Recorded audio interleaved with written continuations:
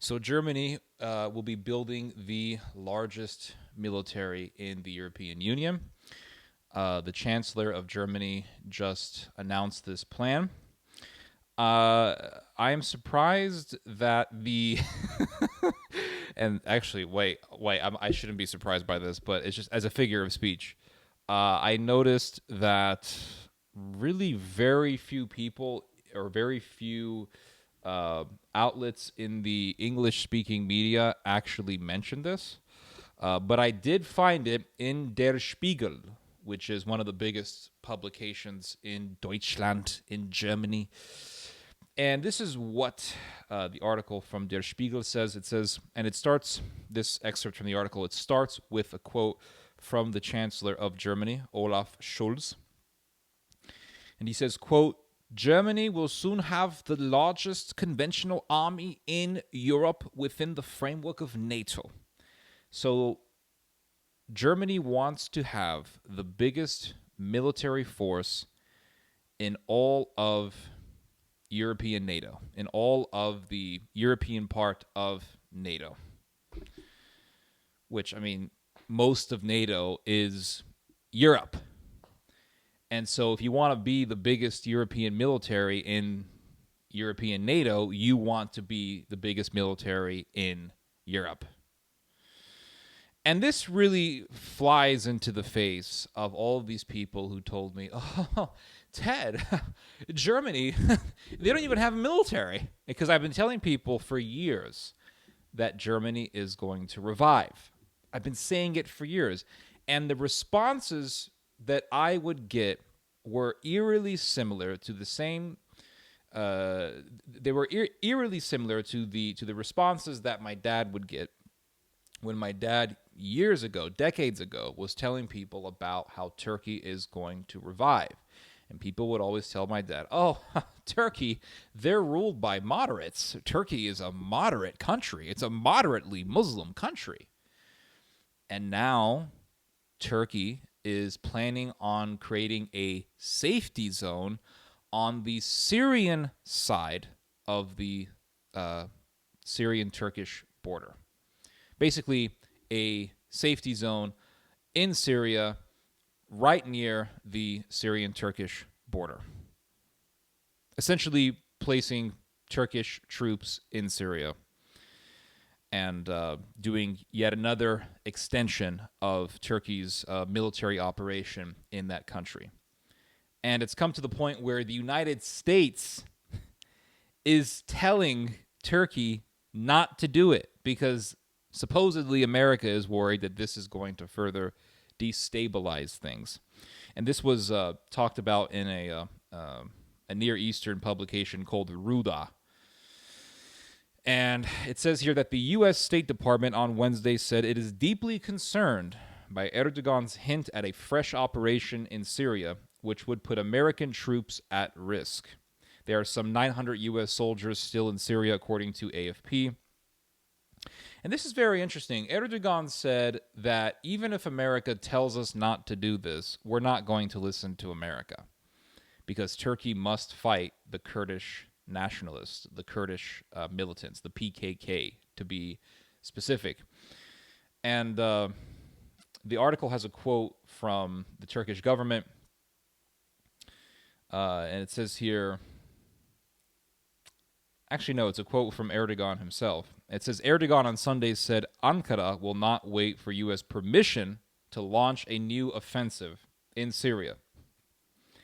And Erdogan said, quote, what will we do if the United States does not do its part in the fight against terrorism? We will get by on our own. And this is yet another example as to how the war on terror is used to advance geopolitical interest in the name of fighting terrorism, of course. So Turkey wants to put more troops in Syria, and America's saying no, don't do it, and Turkey is saying we're going to do it. We don't care. So what does this tell us? It tells us that the American empire, as we knew it in the post-war world, is crumbling. It is waning. It's losing its girth. It's losing its tenacity, its strength, its virility, whatever word you want to use to make yourself sound more intellectual. And so this really, it does reflect the international political climate. The American empire is crumbling. And we see this in how countries that we consider to be our allies are going rogue, doing their own thing. And I've talked about this many, many, many times. Germany agreeing with Russia to have the Nord Stream 2 pipeline to the ire of the Americans. Ted Cruz coming out. I remember years ago, Ted Cruz coming out saying, oh, we have to put sanctions on all the European companies involved in this pipeline, blah, blah, blah, blah. And the Germans said, who the hell are you? Why are you telling us what to do? And Germany being very close to Iran, which has also been to the ire of the United States. And this goes back decades. This goes back to the Clinton administration. Bill Clinton, the Clinton administration told Germany, "Hey, Germany, you're a little too friendly with the Iranians," and the Germans said, "Yeah, so what? We're going to do this." So the Germans have always been wanting to go rogue, always been wanting to break free from American power. And it's interesting. Donald Trump, when he was president, he said, "Hey, the Germans need to pay their fair share. We've been paying all the money for their defense. They need to pay for their own damn defense." And I know I sound like somebody from New Jersey when I talk like that. But the Germans heard Trump and said, "Yeah, you know what, Mr. Trump? And because your last name is German, I'm going to pronounce it in the correct German way. Mr. Drumpf. Mr. Drumpf, Herr Drumpf, you are very, very correct. In fact, we should not only pay 2% for our defense. We should be paying 3%, maybe 4%. So the Germans took what Trump was saying.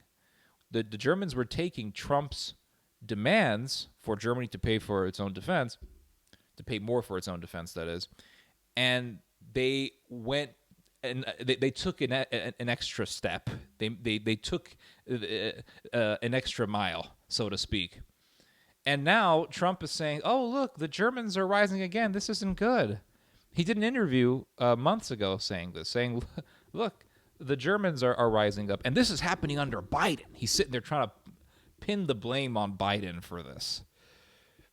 And the interviewer asked Trump, "Well, how is Germany a problem?" And Trump said, "Well, look, World War I, World War II." And I'm sitting there like, I was saying this years ago. Because people would make fun of me for warning them about a revived Germany. I used to tell people this all the time. Germany is going to revive.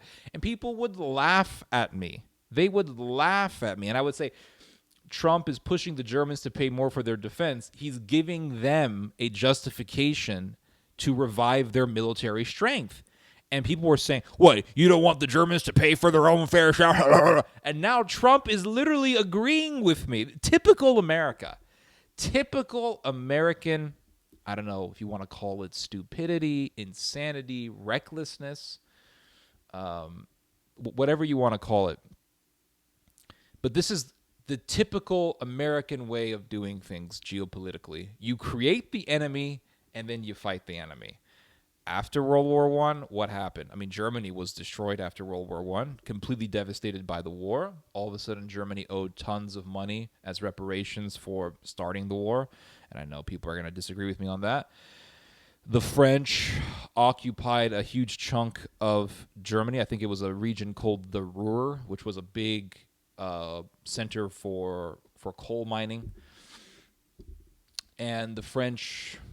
basically, I don't think the French wanted to leave Germany. I don't think they wanted to end their occupation of this part of Germany because the French were pissed at the Germans, understandably so. And the Americans said, no, give Germany its independence. Okay, fine. Allow Germany to reindustrialize itself. Give Germany all of these loans with the help of J.P. Morgan and other big financial establishments in the United States. Not only this, but let's help the Germans make synthetic petroleum with coal, yes, and that was thanks to the Rockefeller establishment.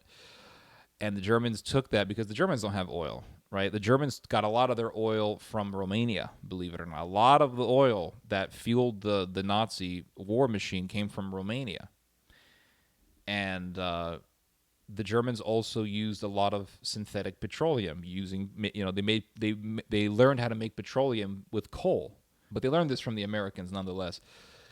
And the Americans helped revive Germany. And then America had to fight it. So America helped to create the monster, the Frankenstein, and then America had to destroy the Frankenstein.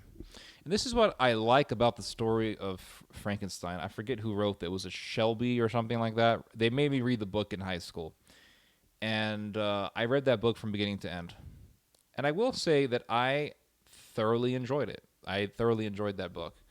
And it talks about this guy who wants to create life, and he takes different body parts from some graveyard and he sews them all up together, and he uses electricity or whatever, and he makes this monster. And then the monster destroys everything, kills his wife, kills other people around him, and destroys them. So in his pursuit to being a god, to creating life, he ended up destroying everything around him and ended up destroying himself. And that's what America does. America creates Frankensteins, and then it has to fight them. America armed Islamic terrorists and then had to fight them. This is the typical American way of doing things, and that's what America is doing right now. Now, you could say, well, Trump egged the Germans on, or Trump pushed or enticed the Germans to do this. And yes, there's definitely a place to make that argument. But at the same time, we also, I think, should acknowledge that the Germans have always wanted to do this. I think it's obvious that the Germans have always wanted to be free of American control. And they have been looking for opportunities. And then at the same time, this whole idea, this plan that the Germans have of making the biggest military in Europe, this is a reflection of this desire. There was an article that was published in January of 2022, this year, and it was published by Augsburger Allgemeine. And it says, how can the international community become militarily more independent? The EU foreign and defense ministers discussed this on Thursday in Brest, France. And when I first read this article, I thought it was going to say Brest, Belarus. And the reason, that would be, if that was the case, it would be even more fascinating, because it was in the city of Brest-Litovsk, during World War I, which at that time was in Poland, where the Germans made a deal with the Bolsheviks to carve out its territory and give it away. And it was through the Brest-Litovsk agreement that Ukraine was carved out. And the Germans, of course, wanted to control it and, take its fertile soil for agricultural purposes. But no, it's in Brest, France. And it says here, in addition to talks about current trouble spots, such as the Ukraine conflict, the focus of the two-day meeting was the so-called strategic compass. So they had a conference, all these officials from the EU, they had a conference in Brest, France, about military independence from the United States. So it says here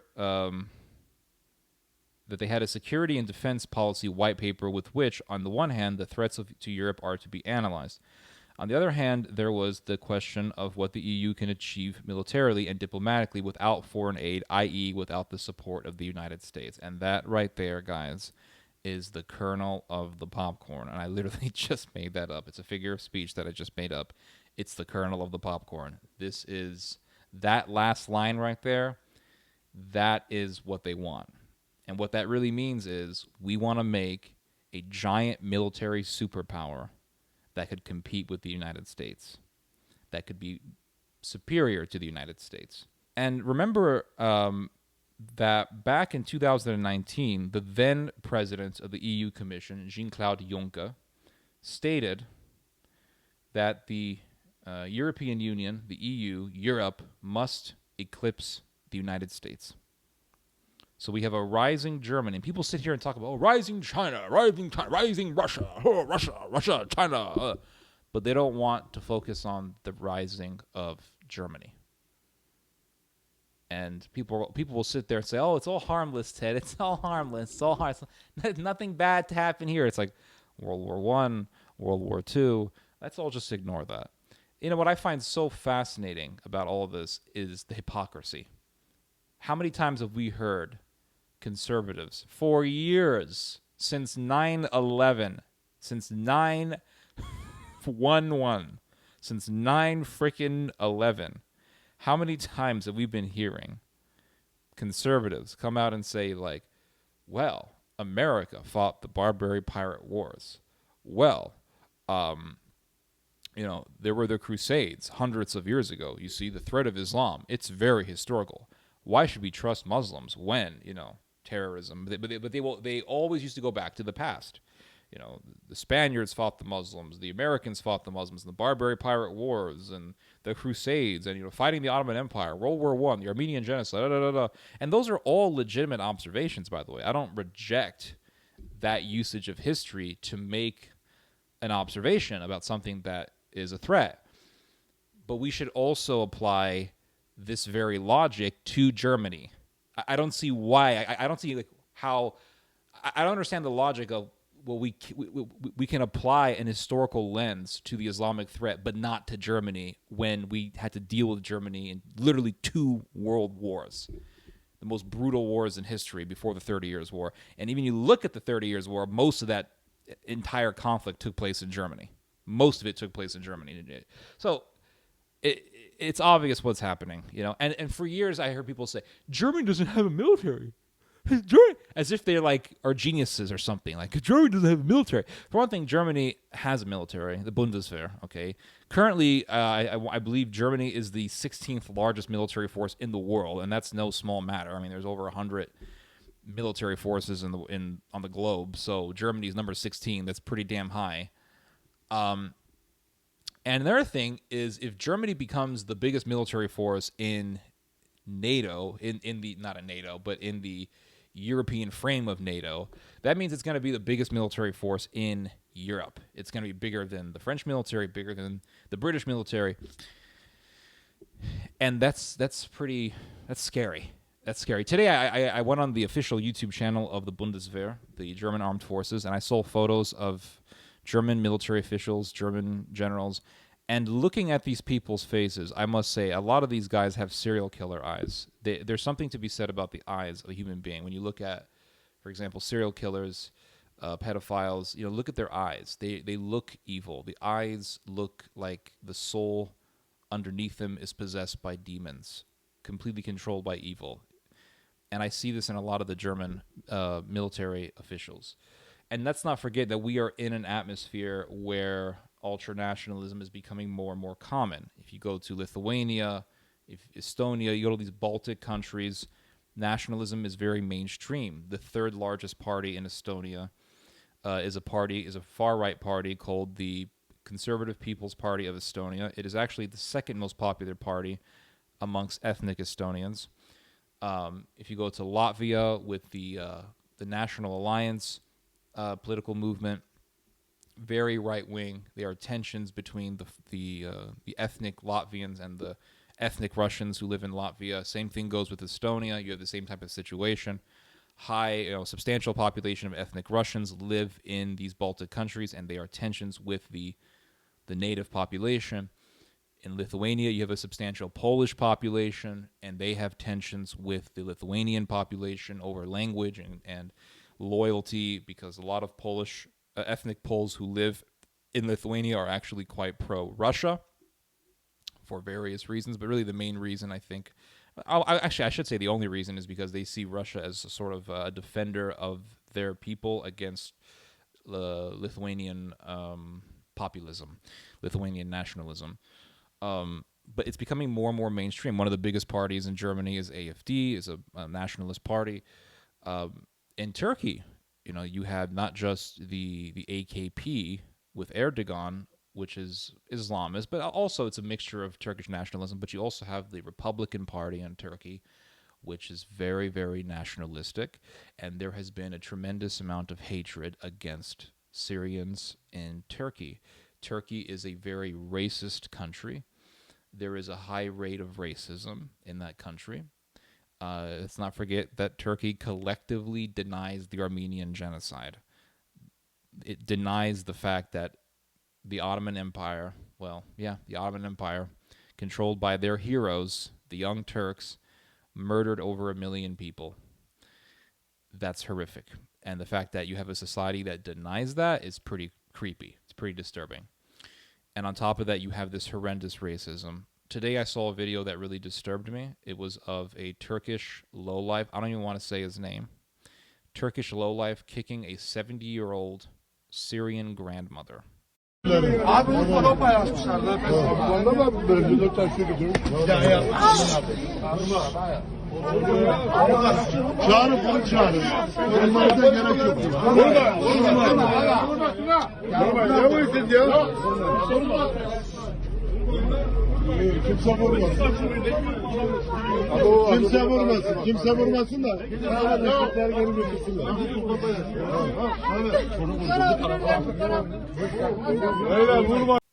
This woman is old enough to be your grandma. And this guy soccer kicks her in the face. And then he made an excuse for kicking this woman. You know what his excuse was? His excuse was, oh, I thought she was a child trafficker. That's what this guy said. I couldn't believe it. Because there are rumors spreading around Turkey that Syrians kidnap Turkish children. And so he said, well, I thought the grandma was kidnapping kids. It's horrific, guys. This is horrific. And it's a reflection. Nationalism is becoming more mainstream. Populism, militarism. And in the midst of all this, we have major countries going more and more rogue. So what we have is America creating power vacuums, or really, I should say, sort of relinquishing its geopolitical power, its international power, and allowing these regional superpowers like Germany and Turkey to fill in the power vacuums. And that's why we're going to be seeing a revived German power in Europe. The Reich is coming back, guys. And it's that, when I said this back in 2016, nobody really believed me, except for, I don't know, some Serbian guys on the internet. Shout out to you guys. But now my prediction is becoming more and more realistic. Scary times. Anyway, you guys just heard some theology. God bless.